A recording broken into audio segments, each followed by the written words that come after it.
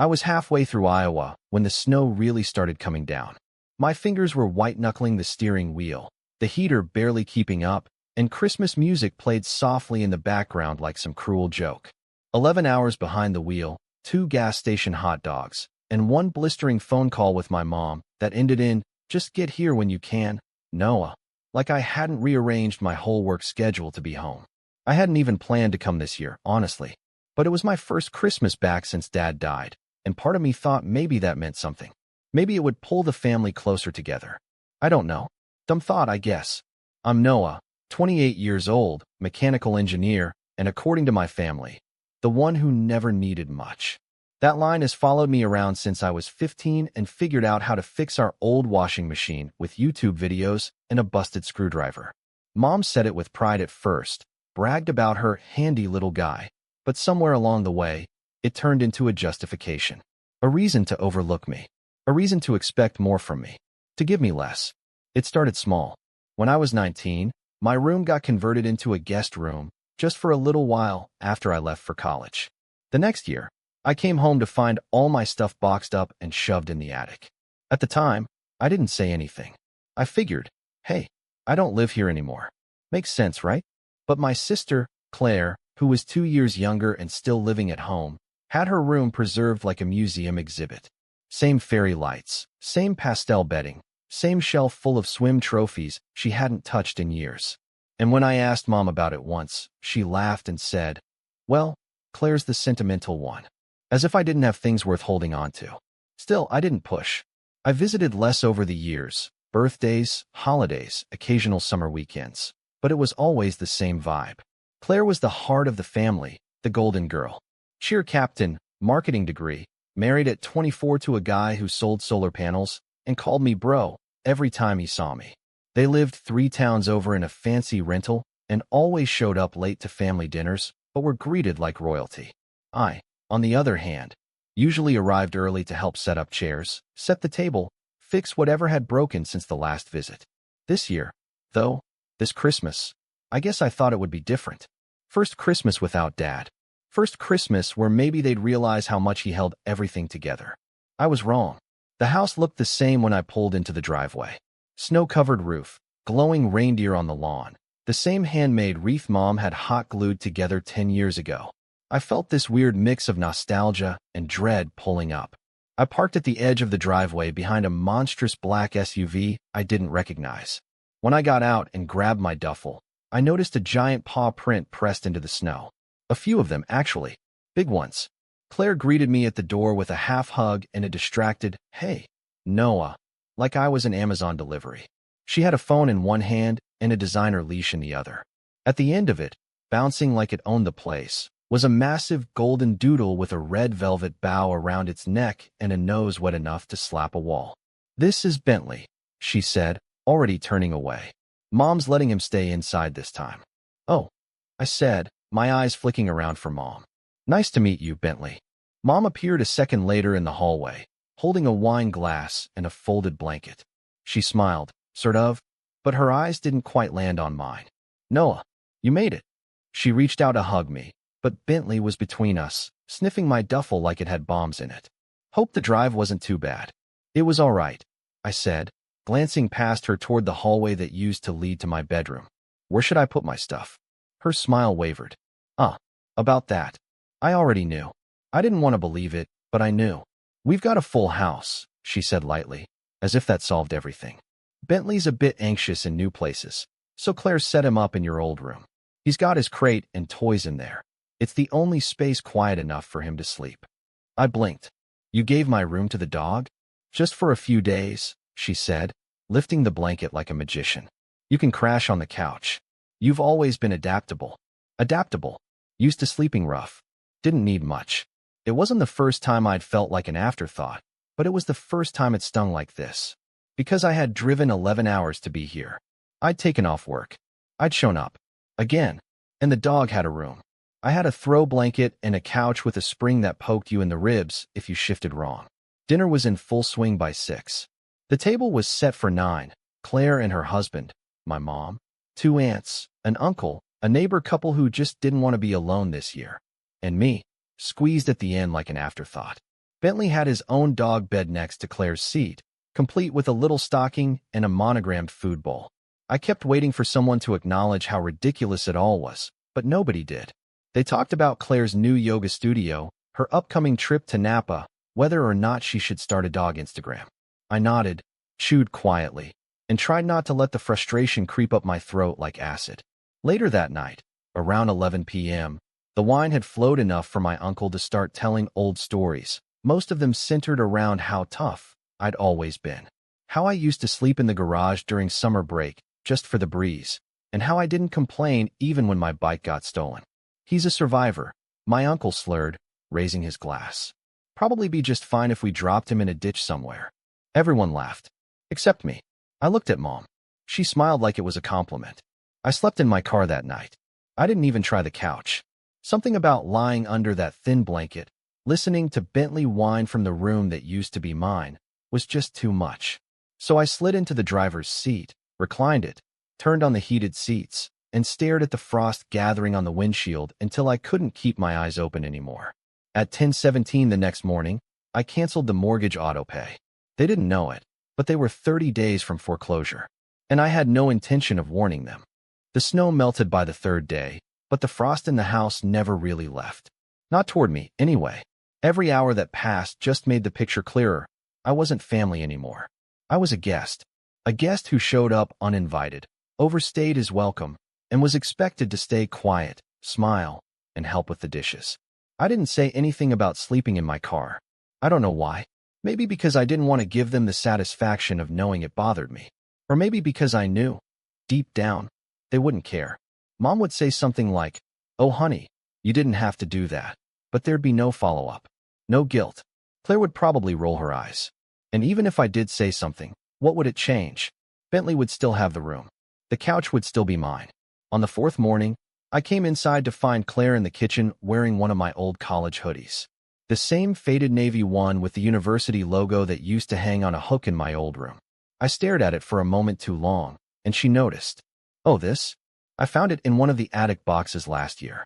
So comfy, right?" She grinned like she'd borrowed a shirt from a roommate, not taken a piece of my life, and decided it was hers now. "Yeah," I said flatly. "Real comfy." Bentley barked from the hallway. Claire looked down the corridor and sighed. Ugh, his anxiety's acting up again. Mom says she might need to extend his CBD treats prescription. I nodded like that sentence made any sense at all. That day, I helped clear the driveway, fix a dripping faucet in the laundry room, and reprogram the thermostat, which somehow had been set to eco mode and was freezing the upstairs bedrooms. Nobody asked me to do any of it. Nobody thanked me either. It's just what I did. I was useful, not cherished. The breaking point didn't come all at once. It never does.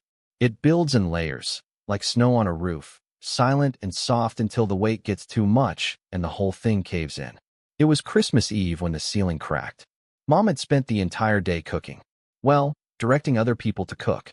She walked around the kitchen like a chef on a reality show, barking orders, pouring wine, and complaining that this year just doesn't feel the same without your father.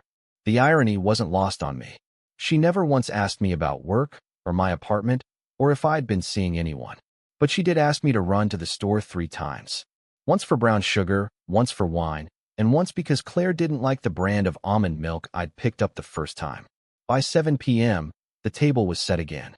Candles, cloth napkins. Bentley had a special lamb and rice dog meal in a ceramic bowl with his name on it. Claire had brought him a new toy shaped like a gingerbread man, which he promptly tore apart in the middle of the living room, while everyone clapped and laughed like he'd performed a trick. There was an extra seat at the table this time. I assumed it was for me. It wasn't. Claire's husband had invited one of his coworkers, some guy named Brent, whose Christmas plans fell through. Brent was polite, friendly, even.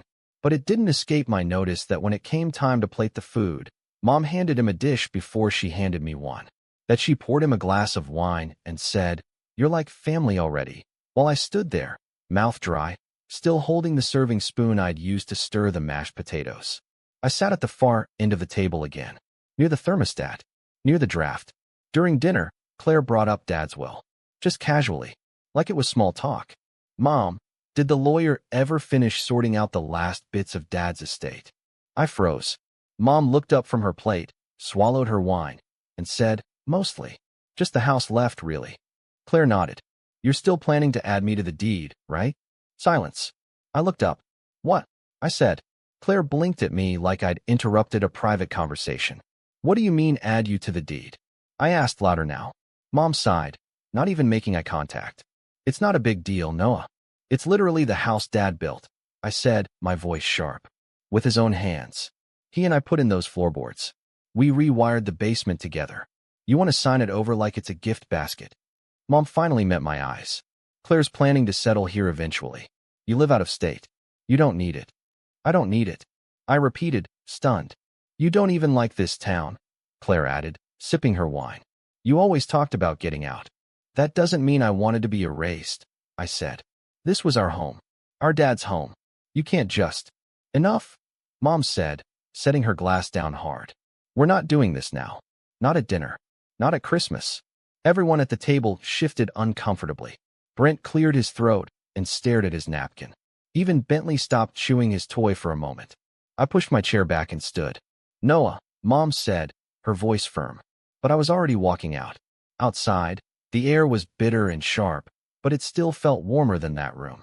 I sat in my car again that night, staring at the dark house. My house, in some parallel world. I thought about Dad, what he'd say if he were here. He never would have let this happen. He would have laughed off Claire's entitlement, shut down Mom's justifications, handed me a beer, and reminded me I belonged.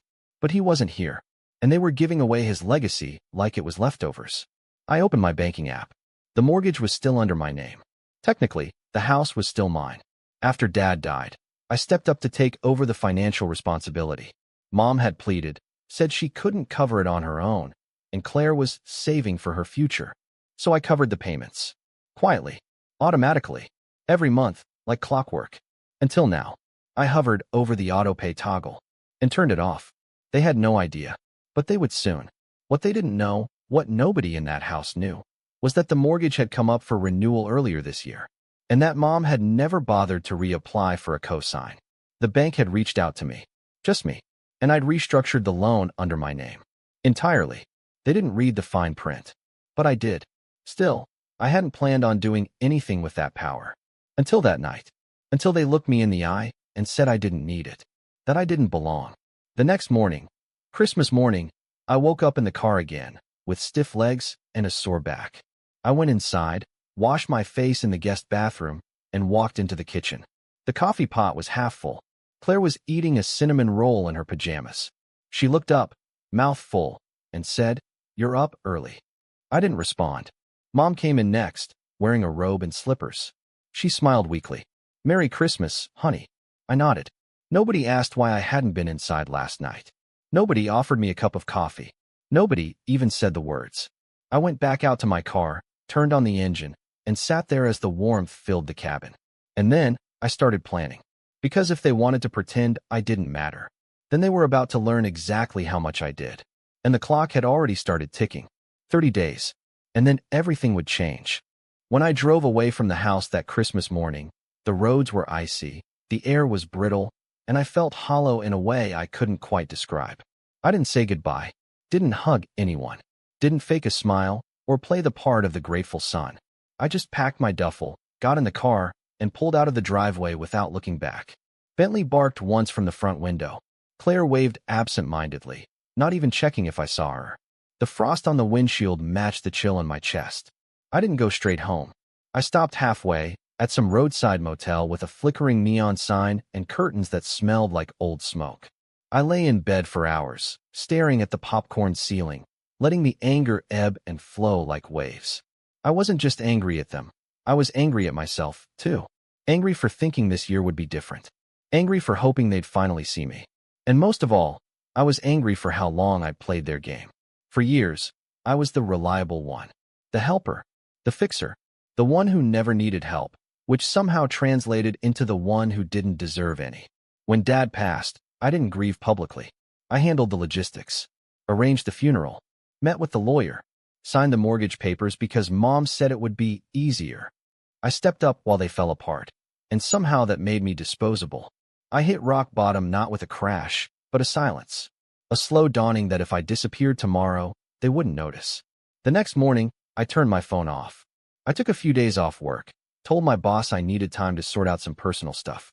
He understood. Always did. One of the few people who actually saw me as more than what I could do for them. I stayed in that motel for 3 more nights. Didn't turn on the TV. Didn't scroll through social media. Just sat with my thoughts, scribbled in a notebook, and started to breathe again. And then something shifted. On the 4th morning, I checked my email, not out of habit, but because I remembered something. A project I'd pitched at work a few months ago. An idea for an energy optimization model for commercial HVAC systems. It had gotten good feedback, but was shelved because it was too ambitious. But in my notebook, I'd sketched the outlines again. Sharper this time. Cleaner. Better. So I got in the car, drove home, and dove into the work. My apartment felt different when I walked in, like it belonged to someone else. Someone quiet, someone tired. So I opened the blinds, cleaned the kitchen, rearranged my desk, and sat down with purpose. For the next 6 weeks, I disappeared into spreadsheets, blueprints, and simulation models. I built a prototype, ran tests, hit walls, broke through them. I ate frozen meals, slept odd hours, and lost track of weekends. But I was building something that was mine. And for the first time in a long time, I felt like I was becoming someone I actually respected. Mid-February, I presented the model to my boss again. This time, I didn't pitch it like an idea. I pitched it like a product. A done deal. He blinked at the numbers, the projections, the precision. Asked if I'd worked on this solo. Yeah, I said. Had some time over the holidays. 3 weeks later, it was greenlit for testing. 2 weeks after that, the regional office flew me out to demo it in front of the board. I stood in a glass-walled conference room with a laptop and a laser pointer, walking a dozen men in suits through every step of my system, every ounce of potential savings and efficiency. And when I finished, the room was quiet. Then someone clapped. And then they all did. They offered me a promotion on the spot. Project lead. 6-figure salary. Remote flexibility. Full autonomy. I said yes. The night after the offer came through, I sat on my balcony with a bottle of decent scotch and thought about Dad. Thought about how proud he would have been. Thought about how he taught me to wire a breaker box when I was 12. Thought about how he used to say, "Let your work speak for you." Mine was shouting. That should have been the end of it. I should have been content to rise quietly, leave the past behind, and build a new life without the people who never truly saw me. And for a while, I tried to do exactly that. But the thing about betrayal is that it doesn't just leave a scar, it leaves a pulse. A quiet thrum beneath the surface. And every time it beats, it reminds you of what was taken. It wasn't just a bedroom, or a seat at the table, or a line on a mortgage. It was my place in the family. And they handed it to a dog. It was late March when I got a call from Claire. I stared at the screen for a long time before answering. "Noah," she said, too cheerful. "Hey, stranger." "Hey," I said cautiously. "Mom said you've been hard to reach," she said. "Everything okay?" I resisted the urge to laugh. "Yeah, just been busy with work." "Well, we were just talking and realized we haven't seen you in a while. Thought maybe we could do a spring dinner or something." "Sure," I said slowly. "When? Maybe second weekend of April? I think Brent's free, and Mom said she might roast something fun. And Bentley misses you." I bit down on the inside of my cheek. "Hard." "Yeah," I said. "I'll think about it." She hesitated. "Also, quick thing. Mom mentioned something about the mortgage. She got a weird notice in the mail. Something about past due. I thought everything was on autopay." "It was," I said simply. I turned it off. Silence. "What?" she said. Not mad. Just confused. "Figured, Mom, or you could handle it now. Since you're planning to be added to the deed and all." Her tone changed. "Noah, are you seriously going to be petty about this?" "I'm not being petty," I said calmly. "I'm being precise. You can't just—" "Look, Claire," I cut in. "You all made it clear where I stood. I just adjusted accordingly." She hung up without saying goodbye. The next day, I got an email from the bank. Mortgage still unpaid. Final notice before legal action. I didn't respond. Then came the text from Mom. "Noah, we need to talk. Please." I ignored it. Then another. "I didn't realize how upset you were. I'm sorry if we made you feel left out." 2 days later, another message. "We're getting scary letters from the lender. Can we at least talk? You know I'm not good with this stuff." That was the moment I realized something. They weren't sorry because they hurt me. They were sorry because I stopped cushioning their fall. I didn't reply. I didn't explain. I just let the silence grow. And in that silence, I kept building. I invested part of my new bonus into a side project I'd been sitting on, a retrofitting company that helped update old homes with modern energy systems. A little homage to the work Dad and I used to do together.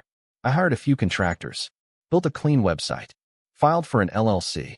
By May, we landed our first client. A warehouse conversion downtown. Paid up front. Smooth process. Glowing review. By June, we had 3 more projects lined up. I stopped checking my phone. Let the guilt texts pile up. Let the foreclosure clock tick down. Because I wasn't their safety net anymore. I wasn't the fixer. I wasn't the couch crasher. I was the guy holding the deed. And in a few more days, they'd realize just how much power I really had. But I wasn't done yet. There was one more piece I needed to play. And when I did, it wouldn't just shake the house. It would split the foundation. And this time, I'd be the one sitting at the head of the table, just long enough to pull the whole thing out from under them. I waited until the foreclosure notice turned red. Red meant they were in default. Not just behind, not just late, default.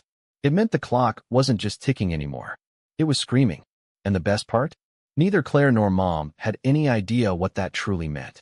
Because the house, the one they so casually gave to Bentley the dog and Claire's future settling down plans, wasn't in their name. It never had been. It was mine. Fully, legally, quietly mine. They hadn't read the refinance paperwork I asked Mom to sign months after Dad passed. She thought it was just a renewal, another round of me bailing out the household because you're so good with numbers, Noah. But what she signed, what I made sure she initialed on every page, was a complete transfer of mortgage ownership and cosigner release.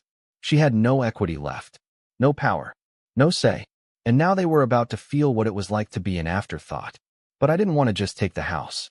I wanted them to understand why they were losing it. So I planned something that felt poetic. It started with a phone call. "Hey, Manny," I said when he picked up. "Still got that real estate buddy you mentioned?" Manny, my friend from college, ran a construction crew now.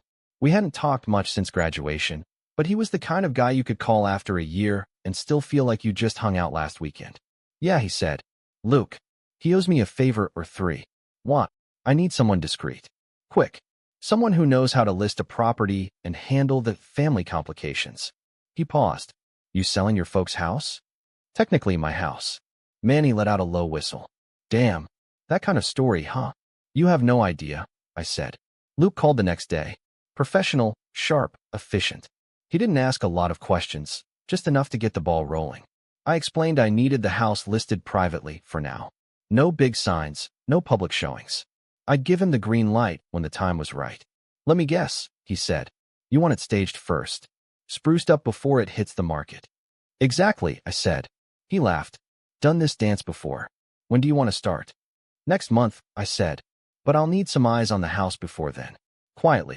"No problem. I've got a guy."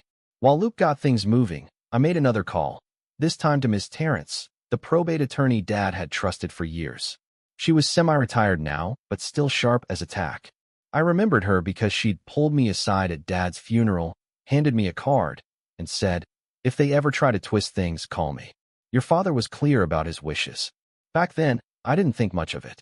But now I called. We met for coffee in a small office tucked behind a bookstore.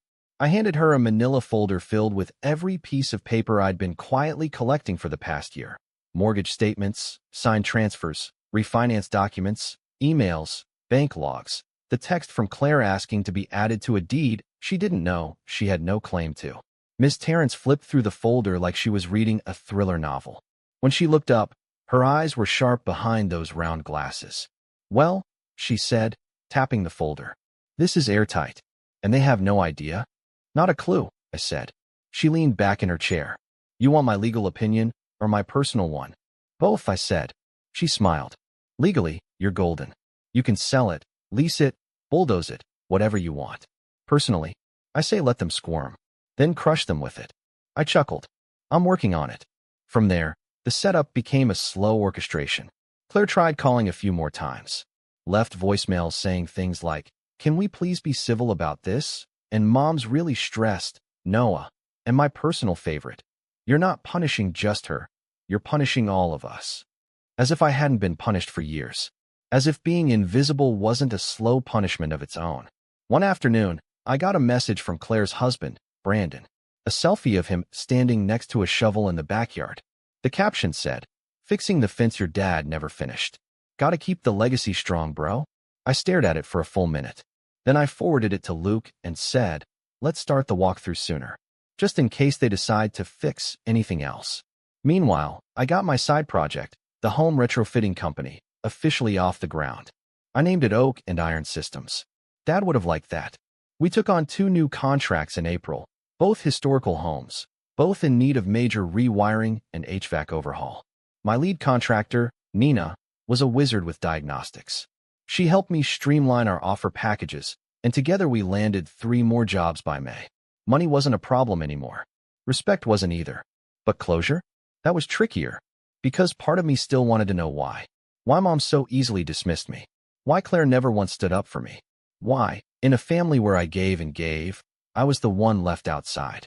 And I knew I wouldn't get the answer in words. But maybe I could get it in actions. So I sent them an invitation. A formal one, printed on thick paper, gold lettering. Noah invites you to a family legacy celebration. No date, no address, just a line at the bottom, details to follow. Claire called within hours. "Is this a joke?" she snapped. "Nope," I said. "You'll get the next piece soon." "You're not being funny, Noah." "I'm not trying to be." Then came Mom's text. "What is this legacy thing? You're scaring me." I didn't respond, because the next piece was the real kicker. The save the date card. It looked like a wedding announcement. Fancy cursive, white envelope. Inside it said, "You are cordially invited to a walk down memory lane. Address, 304 Lilac Drive. Date, May 14th. Time, 2 p.m. Property walkthrough and farewell tour.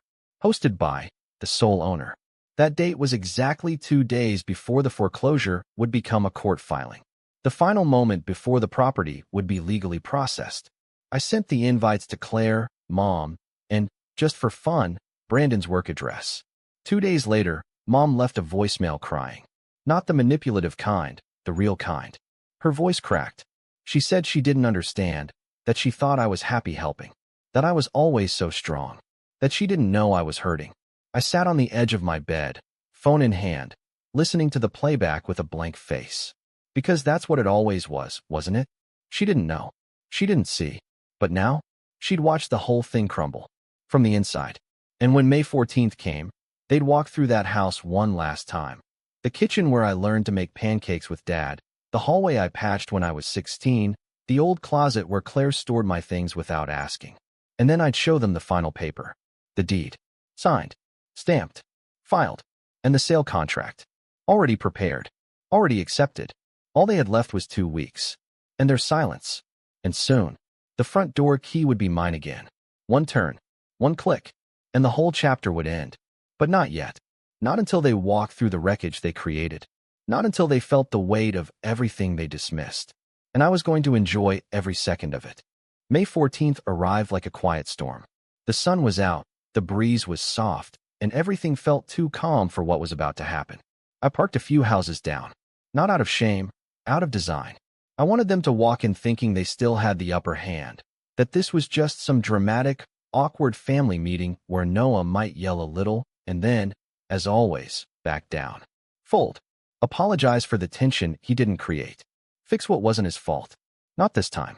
I watched from a distance as Claire's SUV pulled into the driveway. The same one she once called too narrow and outdated for anyone with a real career. She stepped out with her perfect blowout, designer sunglasses, and a leash in hand. Bentley pranced beside her, completely unaware that the room he'd been gifted was about to belong to someone else. Mom followed a minute later in her old sedan. She was dressed nice, too nice for a family chat. Cream sweater, pearls, soft makeup. She looked nervous, which gave me a flicker of satisfaction. Not because I wanted her to suffer, but because it was the first time in years she'd shown even a hint of uncertainty in my presence. I waited until they both rang the bell and found no one home. Then I stepped out of the car and walked up the drive. Claire turned, already irritated. "There you are? What kind of party is this supposed to be?" she asked, gesturing at the empty house. I pulled the keys from my jacket pocket, the real set, the ones I'd made after I changed the locks 2 weeks ago. "Follow me," I said. They followed me up the steps, confusion slowly blooming in their eyes as I unlocked the front door and pushed it open without hesitation. "Wait," Mom said. Why do you have keys? I didn't answer. I just let the silence echo as I stepped inside. The house was spotless. Luke's staging team had worked magic. New neutral rugs covered the floors, fresh paint made the walls glow, and every room looked like a magazine spread.